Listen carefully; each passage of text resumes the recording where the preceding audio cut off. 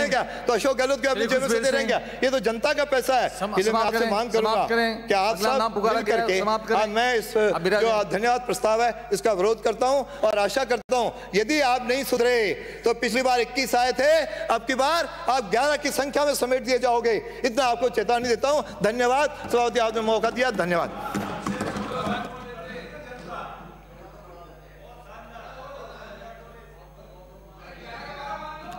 कृपया शांत रहें। रामलाल जी कृपया सदस्य। हाँ तो शांति रख ही हूँ, आपसे मेरा ज्यादा प्यार है। सभापति महोदय धन्यवाद, आपने मुझे महामहिम राज्यपाल महोदय के अभिभाषण पर बोलने का समय दिया। ये महामहिम राज्यपाल द्वारा अभिभाषण की पुस्तिका पढ़ने से सरकार की मंशा पूर्ण रूप से परिलक्षित हो जाती है। ये इस तरह की पुस्तिका है, निर्मल पानी की तरह है, जिसमें जो चाहे जैसा उस पानी में रंग मिल जाता है। आपको, मैं यहाँ से ही बोल रहा हूँ, आपको बोलना है एक तरफ, इधर बोलना है एक तरफ, और हमें बोलना है, दोनों का ध्यान रख के सत्य को रखना है। आप तो कुछ भी एक तरफ ही बोलोगे, इसलिए मुझे दोनों का ध्यान रख के बीच में बोलना है, इसलिए मैं जो भी कहूँगा सत्य कहूँगा। सभापति महोदय, हाल ही में विश्व में हमने सुना था 1917 के आसपास महामारी आई और उसके बाद में हमने अपनी आंखों से उस महामारी का दृश्य देखा और एक ऐसा लगा कि दुनिया थम सी गई है और गांव, सड़कें वीरान, शहर वीरान हो गए और लोगों में एक दहशत थी। लेकिन उसमें भी एक अच्छी बात निकल कर वो आई जो मैंने महसूस किया है कि वो बात ये थी कि पर्यावरण की दृष्टि से हम देखते हैं तो इतना शुद्ध वातावरण हुआ है। हर खराब चीज में से अच्छी चीज निकालने की सोच होनी चाहिए, इसमें कोई दो राय नहीं। आम जन को तकलीफ हुई, मजदूरों को तकलीफ हुई, बेहाल हुए, लेकिन ये किसी के बस की बात नहीं थी, न तो प्रधानमंत्री जी की थी न मुख्यमंत्री जी की। ये प्रकृति का प्रकोप था और इस प्रकोप को कल परसों भी हमने महसूस किया है उत्तराखंड में। जिस तरह से बाढ़ आई है और सब कुछ बहा गया, विकास के नाम पे इस धरती का हम विनाश करने पे तुले हुए हैं। गांव वालों ने बहुत विरोध किया वहाँ के कि इस तरह की आपदाएं आएगी और पर्यावरण को नुकसान होगा और हिमालय में इस तरह का करना अपराध है, प्रकृति का अपराध है। मैं कोरोना काल के अंदर मुख्यमंत्री जी को धन्यवाद दूंगा कि उन्होंने शानदार प्रबंधन किया कोरोना काल में। किस तरह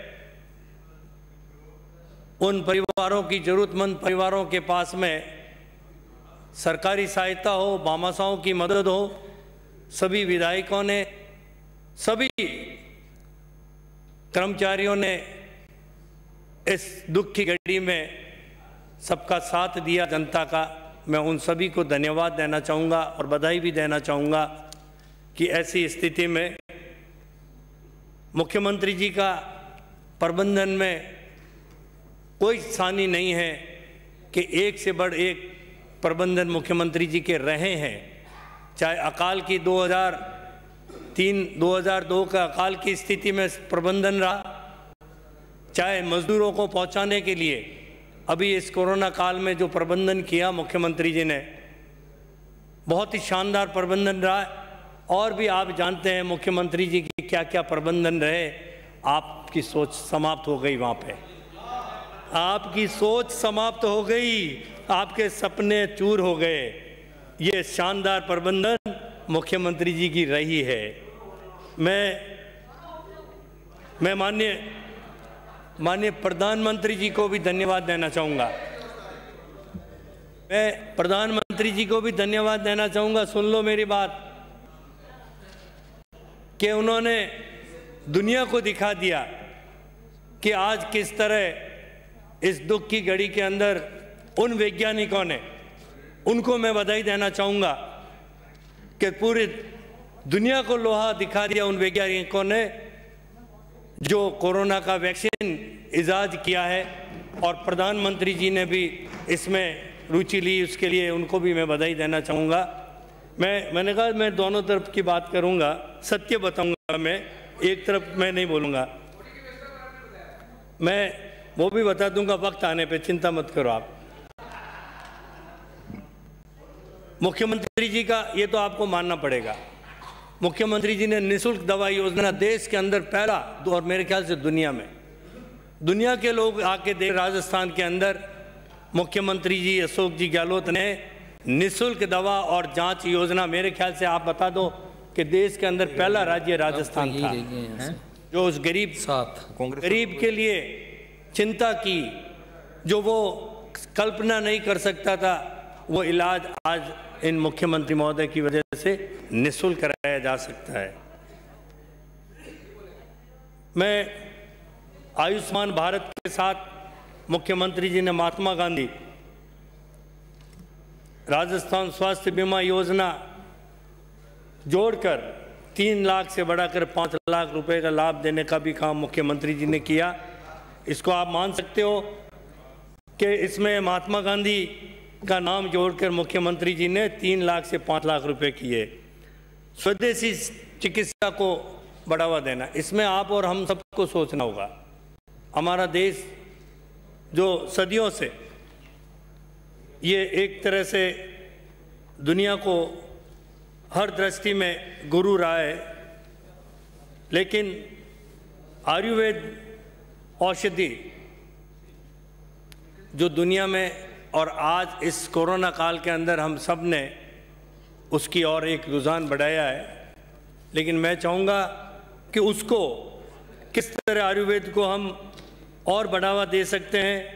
ये औषधीय जो पौधे हैं, उन पौधों को वन विभाग के साथ मिलकर पीपीपी मोड पे उनको विकास किया जाए और उनको बढ़ावा दिया जाए, ताकि हमारी औषधीय वनस्पति भी बच जाएगी और पर्यावरण भी शुद्ध होगा। इसके लिए मैं एक पूरा योजना बनाई है, माननीय मुख्यमंत्री महोदय को प्रेषित करूंगा कि किस तरह इसको हम बढ़ावा दे सकते हैं। मैं फसल बीमा योजना के बारे में कहना चाहूँगा कि आप और हम सभी जानते हैं फसल बीमा में आज किसानों को बहुत भारी घाटा हो रहा है। इसमें आपको भी, हमें भी सोचना होगा कि एक यूनिट तहसील को मानी गई है। सभापति महोदय, तहसील यूनिट होने पर जब सर्दी में पाला गिरता है, और पाला जरूरी नहीं है कि वो तहसील के हिसाब से ही पाला गिरेगा, या अतिवृष्टि तहसील के हिसाब से या अनावृष्टि तहसील के हिसाब से होगी। इसलिए मैं चाहूँगा, विज्ञान विकसित हो चुका है, सैटेलाइट हमारे पास में है, और एक एक खसरा को यूनिट माना जाए और उसका आंकलन भी हम वैज्ञानिक दृष्टि से कर सकते हैं। इसलिए मेरा सुझाव है कि प्रत्येक खसरा को यूनिट मानकर फसल बीमा का लाभ किसानों को मिलना चाहिए। मैं सिंचाई प्रबंधन की बात करूंगा। एक तरफ आज सिंचाई की हम बात करते हैं, नहरों से सिंचाई जो होती है, और एक दूसरा अधिकांश क्षेत्र में जहाँ नहरें नहीं है, पंप सेट द्वारा सिंचाई होती है। प्रति बीघा अगर हम हिसाब लगाएं तो 200 रुपये 1 बीघा पे पंप सेट से खर्च आता है एक पिलाई में, और नहर में मात्र 2 रुपये ही खर्च आते हैं। तो मैं चाहूँगा उन किसान भाइयों को जो पंप सेट से खेती कर रहे हैं, उनको सरकार द्वारा लाभ दिया जाए या बिजली निःशुल्क कर दी जाए 5 हॉर्स पावर तक की। मैं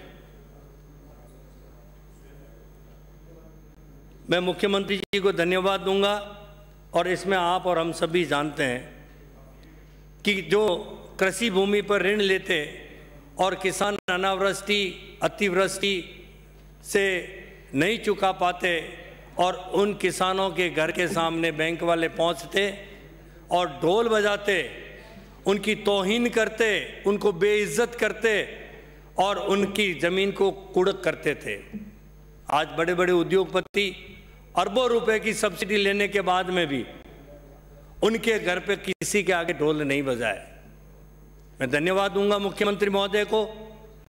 मेरे विधानसभा क्षेत्र की घटनाएं 3-4 जगह ऐसी हो गई थी और वहाँ लोग एकत्रित हुए और उन्होंने कहा, मैं भी वहाँ पहुँचा कि कुड़क नहीं होने देंगे, चाहे जेल भी जाना पड़े मुझे तो मैं जेल जाऊँगा, लेकिन किसान के घर के आगे ढोल नहीं बजने दूंगा। मेरे क्षेत्र के वासियों ने साथ दिया और हमने आके माननीय मुख्यमंत्री महोदय से अनुरोध किया और संयोग ऐसा था, उस समय सदन प्रारंभ होने वाला था और मुख्यमंत्री जी ने पहला कदम ये उठाया, इसलिए मैं उनको तहे दिल से बधाई देना चाहूँगा। मैं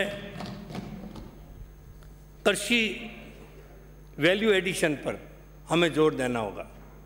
हम मात्र गेहूँ बेचते हैं या उससे किसान को फायदा नहीं होता है, उसकी बाय प्रोडक्ट बनाकर किसान किस तरह बेचे, उसमें जो कदम उठाया है माननीय मुख्यमंत्री महोदय ने, उसमें और आगे बढ़ने की गुंजाइश बहुत है हमें, और उसको वैल्यू एडिशन के लिए किसानों को ज़्यादा से ज़्यादा लाभ दिया जाए ताकि किसान की आर्थिक स्थिति दूसरी बात से तो होगी कि नहीं होगी, लेकिन इस बात से निश्चित रूप से मजबूत होगी। मैं मुख्यमंत्री जी ने ट्यूबवेल पे जो बंधन थे उनको हटा दिया ताकि किसान अपना ट्यूबवेल खोद सके और अपने दूसरों की तरह पानी पिला सके। इसमें छूट दी नहीं, उसमें कई परेशानियां होती थी उनको, और ब्याज मुक्त ऋण भी पिछली बार भी जब पिछले कार्यकाल में भी उन्होंने ब्याज मुक्त ऋण दिया और इस बार भी ब्याज मुक्त ऋण दिया किसानों को। इसलिए मैं मुख्यमंत्री महोदय को साथ में एक मेरा निवेदन है कि हाल ही में मैंने एक यात्रा निकाली मेरे विधानसभा क्षेत्र में जनप्रतिनिधियों के साथ में, वन विभाग और चारागाह भूमि पर अधिकारियों को भी साथ में लिया। किसानों के बार बार परेशानी आ रही थी कि साहब हमारे फसल को वन्य जीव रोजड़े और जंगली सुअर नुकसान पहुंचाते, इधर जो हमारे पशुधन हैं वो घूम रहे हैं, उनका कोई मालिक है नहीं और वो भी हमारे फसल को नुकसान पहुंचाते हैं। सभापति महोदय, सभी जनप्रतिनिधियों के साथ में एक यात्रा निकाली और उसमें हमने ये तय किया कि चारागाह भूमि से हम सबसे पहले, अगर हमारे पशुधन को बचाना है, हमारी गाय को बचानी है, जो गौ माता करके हम वोट तो लेते हैं, लेकिन सच्चे मायने में अगर गाय की सेवा करनी है साथियों, तो चारागाह भूमि को बचाना होगा। और उसमें सबसे पहला जो काम है हमारा, उससे इस अंग्रेजी बबूल का उन्मूलन करना होगा, जड़ मूल से नष्ट करना होगा। परमिशन दी जाती है ग्राम पंचायतों को झाड़ी कटिंग के नाम से, वो दशासन है, एक काटोगे 10 सिर उसके निकल जाएंगे। उसको जड़ मूल से जब तक नहीं निकालेंगे अंग्रेजी बबूल को, तब तक हमारी पौष्टिक जो घास है विलुप्त हो चुकी है, चाहे धामण है चाहे सेवण है, वो घास समाप्त हो चुकी है। वो घास पुण्य, और वो घास आपको बता दूं मैं, वो एरोपोनिक घास है, वो हवा के, और वो गर्मियों के मई और जून में 50 डिग्री टेम्परेचर के अंदर उसकी प्रूनिंग हो जाती है और 7-8 दिन के बाद में वो गाय वापस कर सकती है उस घास को, लेकिन हम उसको भूल रहे, हमें उसकी जानकारी नहीं है। इसी जी बबूल, इसके साथ में हमने ये भी वनों के अंदर देखा है, फॉरेस्ट के अंदर, कि लैंटिना की झाड़ी जो माउंट आबू से चालू होकर हमारे वहाँ तक पहुँच चुकी है, और लैंटिना इतना खतरनाक है, एक भी उसके वनस्पति नहीं हो सकती, घास नहीं हो सकता। अंग्रेजी बबूल को तो फिर भी हम जेसीबी द्वारा जड़मूल से निकाल सकते हैं, लेकिन वो तो बेल की तरह फैल रही है। और जब आग लगती जंगल के अंदर, पहले कहते हैं आग लगती तो जंगल अच्छा फूटता था, लेकिन जहाँ ये लैंटिना है पहले ग्राउंड फायर होता था, अब क्राउन फायर होने लगे, अब पेट पूरा ऊपर तक जल जाता है, वापस पेट होता नहीं है, ख़त्म हो जाता है और इसको मवेशी खा जाती है, बेरहमी से मरती। मैंने वीडियो देखा, मेरा दिल पसीज गया उस वीडियो को देखकर कि किस तरह से उस मवेशी की डिहाइड्रेशन हो जाता है शरीर के अंदर और तड़प तड़प के 5-5, 6-6 दिन तक तड़प के बाद में मरता है। तो मैं चाहूँगा कि हम सबको मिलकर जंगल से इस लैंटिना को निकालना है, नहीं तो हमारी स्थानीय वनस्पति जो भी औषधीय वनस्पति है वो विलुप्त हो जाएगी। इसके लिए अभियान के रूप में, जन आंदोलन के रूप में हमें इसको लेना होगा। मैं माननीय सभापति महोदय आपके माध्यम से निवेदन करना चाहूँगा, इसके साथ जो डीएमएफटी का जो फंड आ रहा है, हम ले रहे हैं कि हमारे कक्ष बना दो, सड़कें बना दो, ये कर दो, वो कर दो। साथियों, डीएमएफटी का फंड किस लिए है? ये वो फंड है जो इस धरती का नाश होने जा रहा है माइनिंग की वजह से, उस नाश की पूर्ति हम किस तरह कर सकें, उसके लिए ये फंड है। ये साहब हमको अध्यक्ष बना दिया और हम जो चाहे जैसे खर्च कर दें, ये गलत है, अपराध है और नियमों के विरुद्ध भी है। मैं चाहूँगा कि अधिकांश फंड जो नियमानुसार है वो फंड पर्यावरण के लिए खर्च होना चाहिए। मैंने हमारे अरावली में, तलेटी में जो हमारी सेंचुरीज है, उस सेंचुरीज के अंदर हमने एक प्रोग्राम बनाया है और मैंने प्रस्ताव भी रखा है कि हमें 500 हेक्टर के हर 5-10 किलोमीटर पे हमें एनक्लोजर बनाने होंगे और वो एनक्लोजर पैंथर प्रूफ हो ताकि पैंथर अंदर नहीं घुस सके और जितने भी हमारे किसानों को जो नींद हराम करने वाले रोजड़े हैं, जंगली सूअर है, उनको उन एनक्लोजर में डाल दिया जाए और उसको ग्रासलैंड के रूप में विकसित कर दिया जाए। मात्र 500 हेक्टर की उसकी अगर 4 दीवारी की लंबाई नाप लें तो 14-15 किलोमीटर होती है और 14-15 किलोमीटर मात्र 3 करोड़ रुपए में होती है और चारा का विकास हो जाएगा तो कम से कम किसान चैन की नींद ले पाएगा।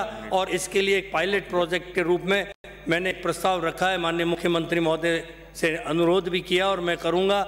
मुझे विश्वास है कि इस तरह के काम अगर हम करेंगे तो निश्चित रूप से हम अच्छा काम कर पाएंगे पर्यावरण के लिए, इस धरती माँ के लिए।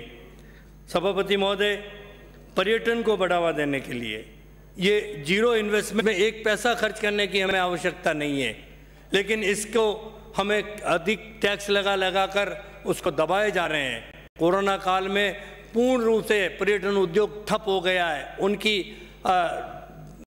आर्थिक स्थिति इतनी कमज़ोर हो गई है, उसके लिए कई तरह की, ताकि हमारा पर्यटन उद्योग वापस बढ़ सके। इसके साथ में मैं निवेदन करना चाहूँगा, सुझाव है मेरा कि आरटीडीसी जवाब करें माननीय सभापति महोदय। मैं मेरे सर्जरी होने वाली है, दिल्ली जाऊँगा, मेरे असाध्य रोग है, संडे से मेरा दिल्ली में ऑपरेशन होगा। कब आ पाऊँगा, बजट भाषण में हो पाएगा नहीं हो पाएगा उस वक्त उपस्थित, इसलिए मैं 5 मिनट का समय चाहता हूं आपसे कि मेरी बात मैं कह दूं। धन्यवाद सभापति महोदय। आरटीडीसी, आज आरटीडीसी के अंदर 2 चीज़ें। आरटीडीसी में तय हुआ था कि इसका जो निगम बना है, इसका जो अध्यक्ष होगा वो एक मनोनीत व्यक्ति सरकार द्वारा पॉलिटिकली अपॉइंटमेंट होगा, लेकिन वो पद अगर नहीं है तो मेरा सुझाव है कि वहाँ कम से कम आईएएस अधिकारी को नहीं बिठाया जाए, सेक्रेटरी के रूप में काम करे, आरटीडीसी के चेयरमैन के रूप में काम नहीं करे। और उससे आज हमारी घाटे में यूनिट चल रही है, कई यूनिट घाटे में चल रही है, उनको ऐसी जगह वो यूनिट है तो अगर प्राइवेट पार्टी के पास में हो तो वो करोड़ों रुपए के मुनाफे में आ जाए। तो पीपीपी मोड पे या एक ऐसी योजना बनाकर जो घाटे में यूनिट चल रही है उनको 5 रुपये जो कर्मचारी है उनको वहीं समायोजित करे, ऐसी कुछ योजना बनाकर उन यूनिट को अगर दिया जाए तो निश्चित रूप से वो लाभ में और उसको देखकर दूसरा भी हमारा जो यूनिट है वो भी और लाभ में आ जाएगी। पे सुझाव देना चाहूँगा, पाली में पनियारी आरटीडीसी की यूनिट है, अगर वहाँ इतनी ज़मीन पड़ी है, मात्र एक गार्डन विकसित करना है, लॉन विकसित करनी है, वहाँ मैरिज गार्डन होते ही हज़ारों शादियाँ होने लग जाएगी और करोड़ों रुपए का मुनाफा हो जाएगा, लेकिन उसकी 4 दीवारी टूटी हुई पड़ी है। तो मैं चाहूँगा कि एक मॉडल के रूप में, एक पायलट के रूप में, प्रोजेक्ट के रूप में हमें एक जिला को या एक यूनिट को लेकर हमें एक ऐसा काम करके दिखाना होगा ताकि ऐसी यूनिट प्रॉफिट में आ जाए। सभापति महोदय, मैं मेरे क्षेत्र के विकास की बात भी मैं करना चाहूँगा और माननीय मुख्यमंत्री महोदय ने इस बार पैनोरमा की बात करी है।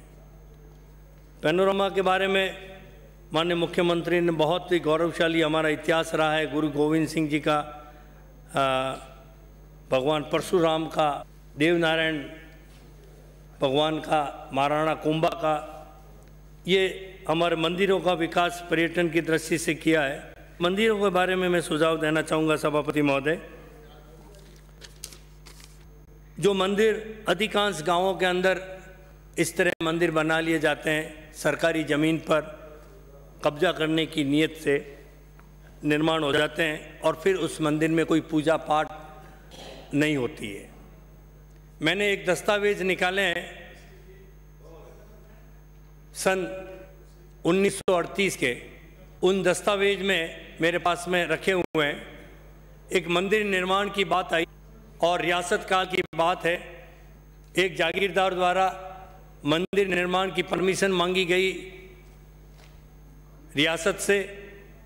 रियासत ने पत्र जारी किया वापस कि आप मंदिर तो निर्माण करवा रहे हो, लेकिन उसके लिए आपने क्या व्यवस्था की है।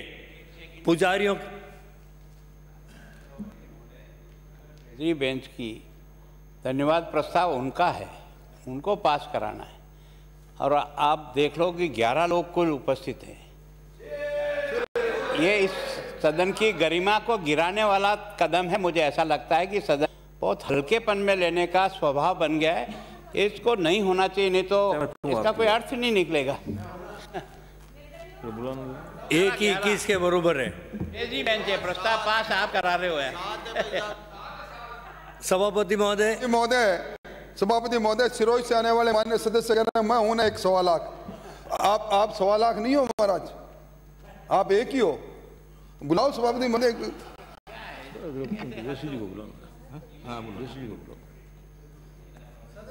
समाप्त करें माननीय सर, काफी टाइम हो गया, 22-23 मिनट हो गए और 5 मिनट और लूंगा सर। ये बहुत ही महत्वपूर्ण है। मैं जो घटना बता रहा हूँ ये सत्य है और मैं दस्तावेज प्रस्तुत करूंगा।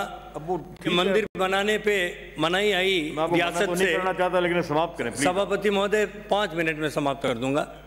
और उस वक्त सभापति महोदय उस जागीरदार को लिख के देना पड़ा कि मैं इतनी बीघा जमीन पुजारियों के लिए आरक्षित करता हूं, इतनी बीघा जमीन मंदिर के भगवान के आरक्षित करता हूं, इतनी बीघा जमीन कुआं मैं मंदिर में फूल और माला पहन के लिए व्यवस्था के लिए आरक्षित करता हूं। उसके बाद में परमिशन दी जाती थी सभापति महोदय। और आज क्या हो रहा है, हमें सोचना होगा इसके बारे में। और मैं मेरे क्षेत्र की बात कहूँगा अंत में सभापति महोदय, आप बार बार मुझे टोक रहे हैं, लेकिन एक मैं मेरे क्षेत्र के अंदर एक पिछले वर्ष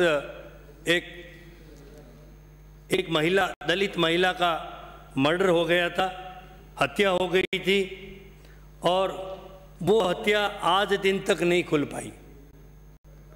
जब हम गए, वहाँ के लोग मिलकर गए उस दलित महिला की हत्या के लिए, तो वहाँ का DYSP ने तानाशाह के रूप में उनके साथ में बदतमीजी की है। ये शर्म आने की बात है। एक विधायक के साथ में उसने बदतमीजी की और आज वो तानाशाह के रूप में 1 साल हो गया, वो मर्डर नहीं खुल पाया। शर्म की बात है। मैं आपके माध्यम से माननीय मुख्यमंत्री महोदय से अनुरोध करना चाहूँगा कि ऐसे के विरुद्ध में कार्य किया जाए। आज मेरे विधानसभा क्षेत्र के अंदर की बात मैं आपको बताना चाहता हूँ सभापति महोदय। एक SHO जिसने चोरी की वारदात हुई, चोर पकड़े गए, चोरों से माल बरामद कर लिया, 28 तोला सोना। मैंने लिखित में शिकायत दी है और वो सोना उनसे रुपए भी ले लिए और सोना भी ले लिया और उसमें बता दिया रिपोर्ट में कि खुर्द बुर्द कर दिया, खा पी के मौज मस्ती में उड़ा दिए। और हकीकत ये थी और वो उसकी जांच 1 साल तक नहीं हुई सभापति महोदय। और आज मैं कहता हूं कि वो जेल के अंदर बैठा है वो SHO। उसने तेल की पाइपलाइन के अंदर खुद ने जाके निरीक्षण किया, लोगों को बुलाया और बुला के कहा कि पाइपलाइन के होल करो। जब उस खेत मालिक ने मना कर दिया कि मैं ऐसा आपराधिक काम नहीं कर सकता हूं, लेकिन उसको दबाया, उसके विरुद्ध में एक परिवाद दर्ज करवाया और बुला के कहा जेल में डाल दूंगा तुझे। उसको दबाकर उसके खेत के अंदर पाइपलाइन पे एक वॉल लगाया गया और उसके माध्यम से लाखों लीटर तेल चोरी की गई और वो पकड़ा गया और वो जेल के अंदर है। खुशवीर सिंह ने जो बात कही थी, शिकायत की थी, वो सत्य के आधार पे उसकी भी जांच होनी चाहिए। मैं ऐसे लोगों को हम अगर परिचय देंगे, बड़ी दुख की बात है। और वो लेकिन मैं धन्यवाद दूंगा मुख्यमंत्री जी को कि मुख्यमंत्री जी ने एसओजी गठित करके एसओजी द्वारा उसको जेल में डाल दिया गया है। मैं धन्यवाद दूंगा। आप कहते हो अपराध बढ़ने की बात, अपराध नहीं बढ़े हैं, रिपोर्टें बढ़ी है, एफआईआर दर्ज होती है। पहले एफआईआर दर्ज नहीं होती थी। मुख्यमंत्री ने आदेश पारित कर दिया कि कोई भी परिवादी जाएगा उसकी एफआईआर दर्ज होनी चाहिए। ये मात्र एफआईआर दर्ज है, ये अपराध नहीं बढ़े हैं। आप अपराध की बात करते हैं। मैं इसलिए चाहूंगा सभापति महोदय कि मेरे क्षेत्र में मैं मुख्यमंत्री महोदय को अनुरोध करूंगा, मुख्यमंत्री जी को मैंने लिखित के अंदर मेरे सड़कों के विकास की बात, मेरे पेयजल की जो जेजेएम के तहत मेरे क्षेत्र में जो योजना लागू करनी है, स्वीकृत करनी है, उसकी बात मैं पूर्ण रूप से माननीय मुख्यमंत्री महोदय को लिखित में भी दूंगा। और मैं आपको एक निवेदन और करना चाहूँगा सभापति महोदय कि जो संविदा कर्मी है, चाहे पंचायत राज के हैं, चाहे शिक्षा मित्र हैं, आज दिन तक उनको आधी अधूरी भर्ती होकर और दोहरा मापदंड हो गया है। तो मैं चाहूँगा कि उनको भी सभापति महोदय लाभ दिया जाए और उनको भी नियमित कर लिया जाए। ये मेरा आपसे अनुरोध है। बहुत बहुत धन्यवाद। श्रीमती अनीता बदेल। धन्यवाद सभापति महोदय, आपने मुझे माननीय महामहिम राज्यपाल जी के